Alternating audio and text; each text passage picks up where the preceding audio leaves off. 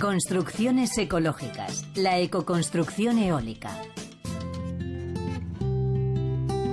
La contaminación, el cambio climático, mientras algunos predicen el apocalipsis, otros construyen el futuro. Son los héroes de la ecoconstrucción y ya tienen soluciones para la vivienda del futuro. El viento está presente en el paisaje, de la misma manera que la flora, la fauna, el relieve o los ríos. Este elemento inmaterial está totalmente presente en la vida de los habitantes de una región. Pero es cosa de costumbre y es cosa de vivir la naturaleza más fuerte. El viento lo vamos a tener todo el día aquí, todo el día hay viento, no para. Pero, ¿cómo aprovechar el viento en una construcción moderna? ¿Cómo captar su energía, pero también cómo protegerse de él?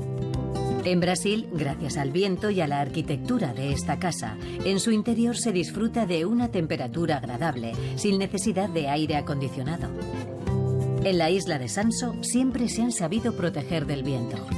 Con la energía eólica, esta región de Dinamarca es energéticamente autónoma.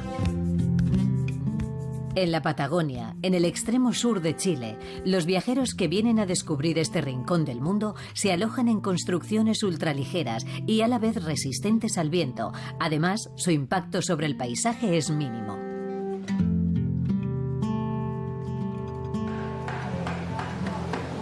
Este pequeño pueblo en el norte de Brasil es la tierra de adopción de Juliano y Ángela Sousa. Estos jubilados portugueses pasan aquí 6 meses al año. Es su migración de invierno.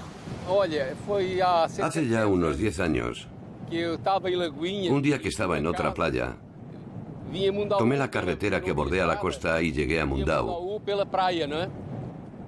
Yo pensé que estaba soñando, pero no.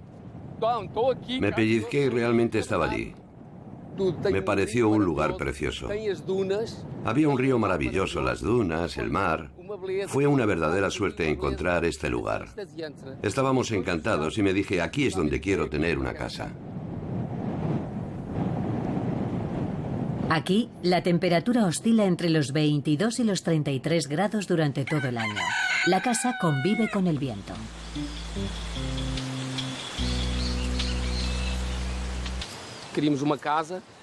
Queríamos una casa que fuera confortable, pero que, y al mismo tiempo, también fuera ecológica.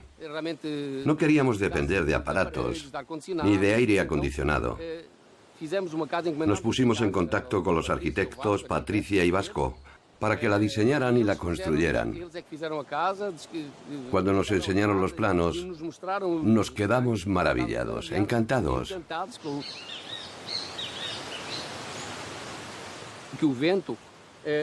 El viento sopla en dirección sur-sureste. Ubicamos la casa precisamente en este lugar para que el viento entrara y aireara completamente su interior. Es fantástico, porque no necesitamos aire acondicionado en absoluto. Los arquitectos Patricia Sousa y Vasco Correia son portugueses. Es un pueblo de pescadores. No hay industria, no hay nada. Aquí te sientes aislado del mundo. Al llegar a Mundau, al menos así fue lo que nos sucedió a nosotros, nos dimos cuenta de que tendríamos que utilizar lo que había en el lugar, lo que teníamos a mano, en definitiva, lo que utiliza la población local. Fue un reto.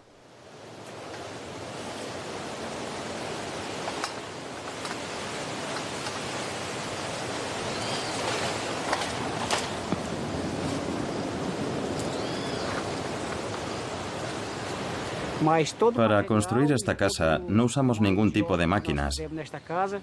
Aquí todo se hizo manualmente, todo. Si, por ejemplo, había que levantar o desplazar algún objeto muy pesado, pues lo hacíamos entre varios. Reuníamos a todo el mundo y entre todos se colocaba lo que fuera. Ya sabes, la unión hace la fuerza. Yo trabajé en este proyecto como maestro carpintero y como electricista. Toda la madera que se utilizó en esta casa procede de la región de Pará.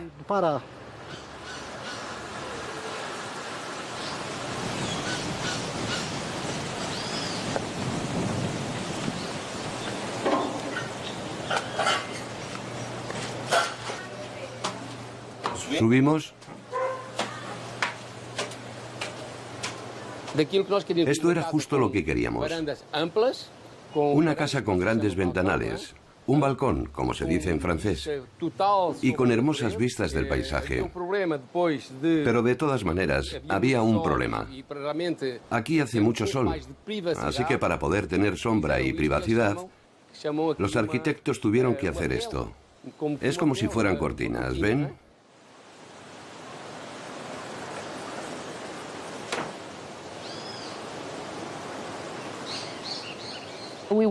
Queríamos que toda la fachada fuera de cristal, pero para evitar el calor había que construir un tejado en V para crear una zona sombreada alrededor de la casa.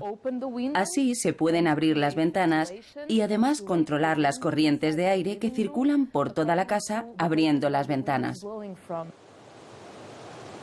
En resumen, nos inspiramos en la arquitectura tradicional que combina dos principios: que haya corrientes de aire y zonas de sombra. Y con el clima que tenemos aquí, al combinar esos dos elementos, el resultado es increíble.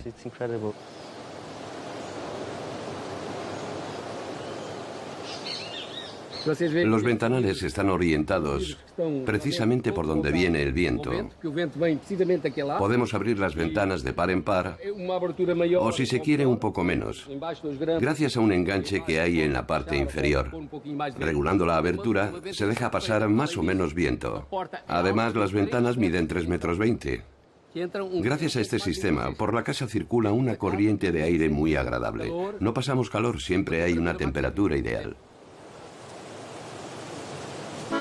Los grandes ventanales y el tejado invertido son incorporaciones contemporáneas a las técnicas de construcción locales.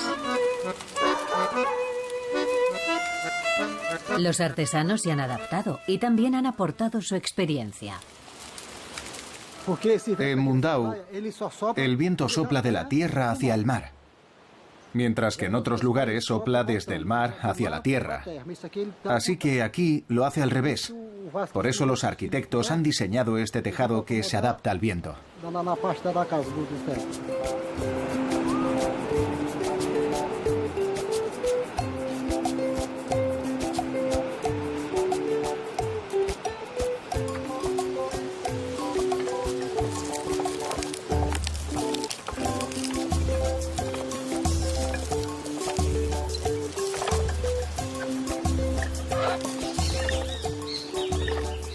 Miren, aquí hay una veintena de variedades de frutas. De frutas tropicales de Brasil. Esta se llama ata o anón. Aquí tenemos guayaba, que se utiliza para hacer zumos. También hay anacardos, que son muy populares en Europa. Esta es una de las 6 variedades de banana que tenemos. Esto es un plátano manzano. Ahora son pequeños, pero crecerán y se harán muy grandes.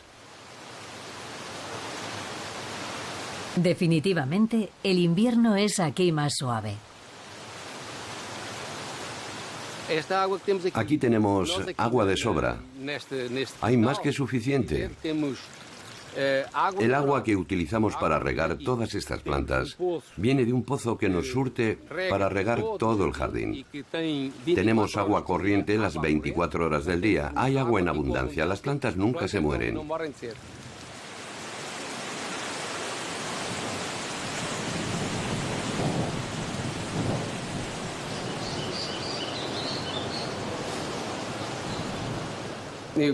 Para mí es muy difícil explicar con palabras lo que siento viviendo aquí.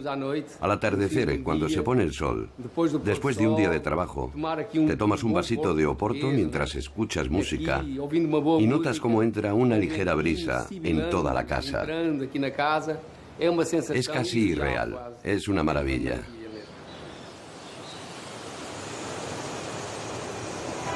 Construida con materiales locales y perfectamente adaptada a este entorno, esta casa es una maravilla ecológica. En nuestra próxima etapa, siguiendo el curso del viento, dejamos el sol y la luz de Brasil y nos vamos a la isla de Sanso, en Dinamarca. Con 114 kilómetros cuadrados, algo más de 4.000 habitantes y 11 aerogeneradores, desde 1997 se conoce a Samso como la isla de las energías renovables. Fueron sus propios habitantes quienes iniciaron esta revolución verde. En la primera mitad del siglo XX, las granjas solían estar equipadas con turbinas eólicas. Aquí es una tradición porque hace mucho viento. La industria danesa ha hecho una gran inversión en el desarrollo de turbinas eólicas.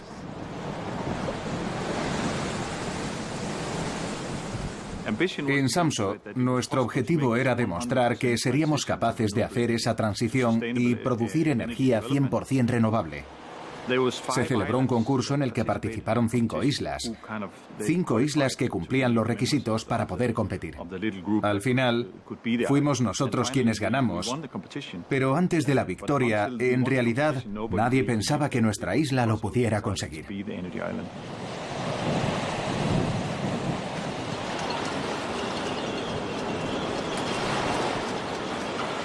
Tengo que decir que yo no me di cuenta de la importancia que empezaban a tener las energías renovables en esta isla. A la mayor parte de los habitantes no les seducía la idea de producir energía renovable. Todo comenzó de una manera muy pragmática y muy... Bueno, se habló de dinero. ¿Se trataba de una buena inversión? La gente decía, pues sí, me interesa invertir en esto. Y de esa manera terminaron aceptando el proyecto. Hoy, Samso produce más energía de la que necesita y ha reducido en un 40% sus emisiones de CO2. Este de aquí es un recién nacido. Tiene un día. Estará en este pequeño refugio 1 o 2 semanas. Y luego pasan a esta caseta para aprender a ponerse de pie. Les gusta estar ahí. La cuestión de dónde ubicar los aerogeneradores no supuso ningún problema. Hay 2 que gestionan los habitantes y los otros 9 pertenecen a granjeros que se sienten satisfechos con la inversión. En Samso sopla mucho el viento porque estamos muy cerca del mar. Así que era de lo más lógico instalar turbinas eólicas aquí. El problema fue conseguir las licencias para instalarlas. En total éramos 50 agricultores, pero solo se otorgaron 11 permisos. Este aerogenerador produce 1 megavatio y costó 6,5 millones de euros hace 9 años. Adelante.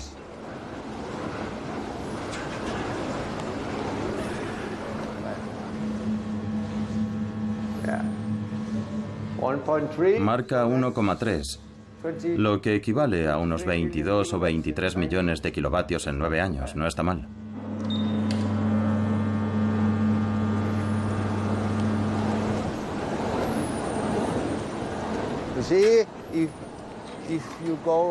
Si preguntan por la isla, les costará mucho encontrar detractores, porque este proyecto, los aerogeneradores, pertenecen a todos los habitantes.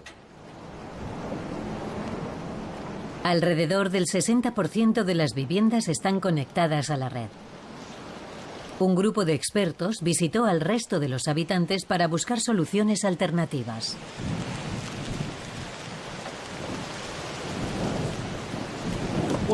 Esto de aquí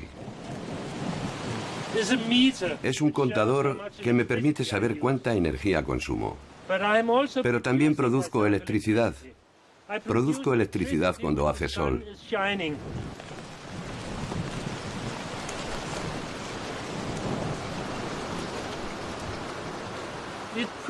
La energía la producen esos 2 paneles de ahí arriba. Y tengo 8 más al otro lado de la casa. Creo que en Francia tenéis muchos de estos también. Pero bueno, aunque en Dinamarca no hace sol tan a menudo, aquí también tenemos paneles solares.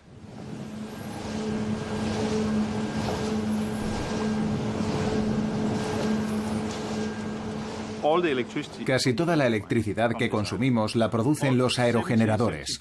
Entre el 70 y el 75% del combustible para la calefacción procede de la paja y biomasa que se produce aquí, y nuestro parque eólico marino, que se encuentra al sur de la isla, genera toda la energía necesaria para el transporte. Hay energía de sobra para todos los medios de transporte de la isla, incluidos tractores y transbordadores. El excedente de electricidad se exporta al continente por cable, que compensa la emisión de CO2 que emiten nuestras fábricas.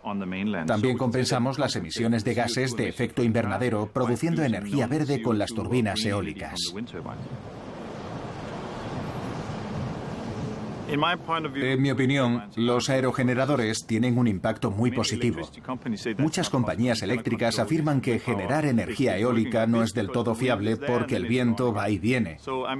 Es más fácil decir que la energía eólica no es la solución ideal y depender de la energía fósil que producen las centrales eléctricas. Dicho esto, es una tontería no usar el viento que tenemos aquí. En Dinamarca existe una ley que dice que producir energía eólica es una prioridad. De manera que cuando hay viento, usamos esa energía y cuando no lo hay, usamos otras fuentes de suministro y así funcionamos muy bien. La Oficina de Energía de Sanso ofrece información sobre energías renovables. Hemos presentado este proyecto como un objetivo viable y estamos tratando de influir y presionar a políticos de varios países. De hecho, muchos parlamentarios en Bruselas nos presentan como un ejemplo y nos invitan a participar en conferencias en todo el mundo. Sanso es un modelo ecológico. En la actualidad ha puesto en marcha un proyecto a gran escala sobre agricultura biológica. Regresamos a Sudamérica, pero ahora viajamos a los confines del mundo, a la Patagonia.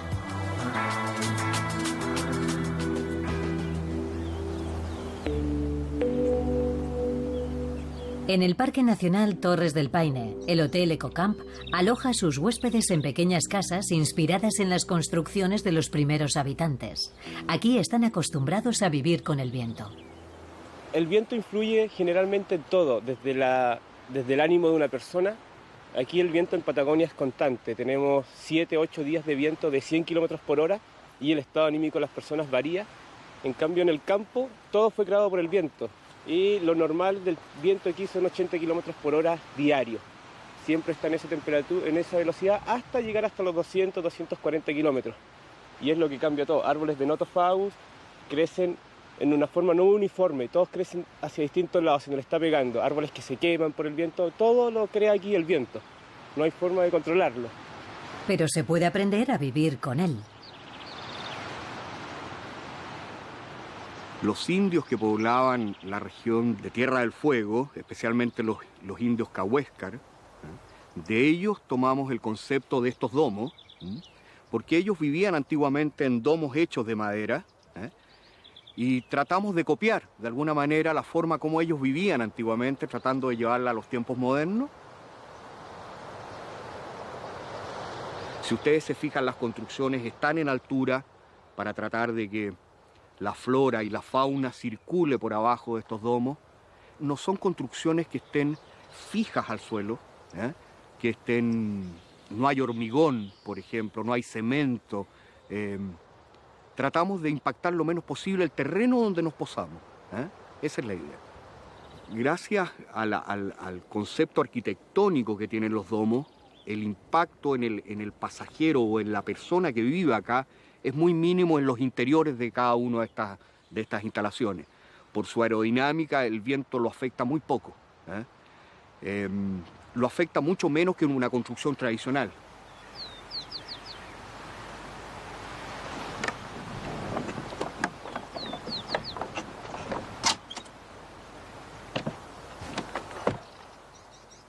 La base de estos domos es madera, están parados más o menos a 40 centímetros del suelo, en todo en madera. Acá no hay hormigón, no hay cemento. La estructura de todos los domos, grandes o pequeños, son todos iguales. Es una forma geodésica y están compuestos por fierro, por tubería, que son estos tubos de aluminio, sobre una tela protectora que es de PVC, que sería el techo del domo. luego viene esta estructura geodésica de aluminio, y esta tela que va encima es una tela protectora del frío, que se compone de materiales naturales. Esto es una arpillera, como el envase que tienen ustedes de las papas, de las patatas. Es eso la tela, no es más simple que eso. Dentro de los domos no hay calefacción. Las camas donde duermen tienen unas sábanas de polar, que es un material como esto, que mantiene el calor de los pasajeros y pueden dormir cómodamente.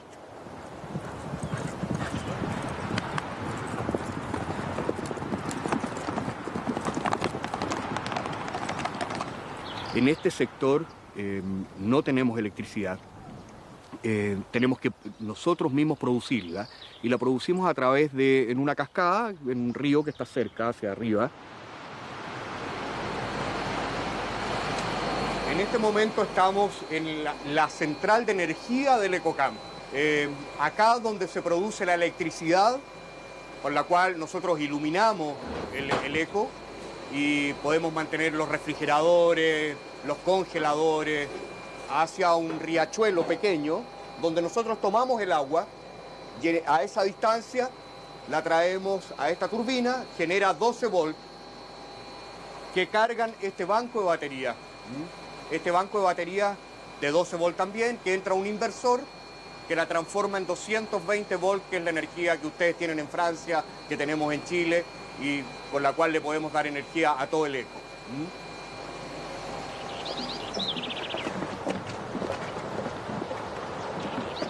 Esta unidad está compuesta por los baños mujeres y hombres. Si ustedes ven, tenemos 4 paneles solares que producen la energía suficiente no para iluminar este domo, sino para el uso de las composteras. La idea de hacerlo en espacios chicos es que para que el compost funcione lo antes posible y se transforme el desecho humano, necesitamos piezas que sean lo más pequeñas posible para que tengan una alta temperatura acá adentro. Estas máquinas son todas iguales. El desecho viene por estas tuberías, por esta otra se evapora. Funciona re simple. El desecho humano está compuesto, para que ustedes, yo creo que lo saben, en un 90% de agua. Entonces el agua, lo único que hace esta máquina a través de temperatura y ventilación, es evaporar el agua, ese 90% del desecho humano. Eso es. Y para que ustedes vean, es tierra nomás.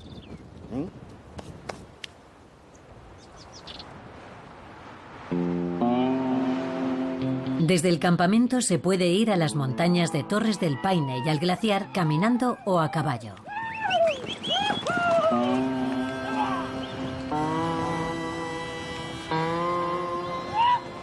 Mi trabajo es jefe de logística en circuitos grandes, que uno de los programas más extensos que tiene el parque.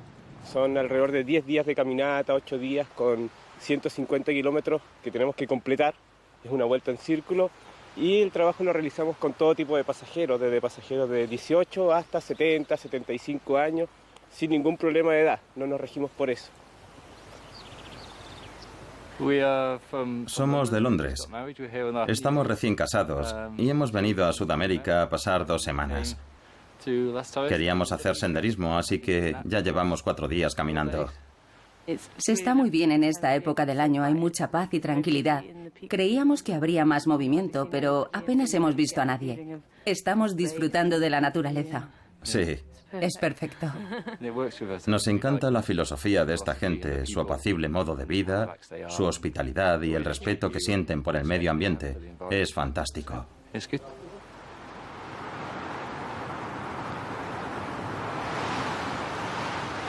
Aquí se controla mucho, dentro del parque no se puede cazar, hay mucho puma que se ve generalmente, cóndores, aves, hay unas 140 especies de aves en el parque. El huemul, que es el animal que está en el escudo de Chile, está casi extinto en regiones como la 10ª, 11ª, pero aquí en el lago Pingo se ve mucho huemul, en el Valle del Francés vemos mucho huemul, que es como lo más bonito que tenemos, y el cóndor, que es un ave impresionante de 2,5 metros de extensión. En muchos lugares se extinguió, pero aquí lo tenemos todos los días. Más que nada, nosotros tenemos que adaptarnos al viento, porque las condiciones ya están presentadas. Hay lugares en que es imposible caminar o preparar un campamento porque el aparragado es fuerte, y si el aparragado es fuerte es porque el viento ahí es constante.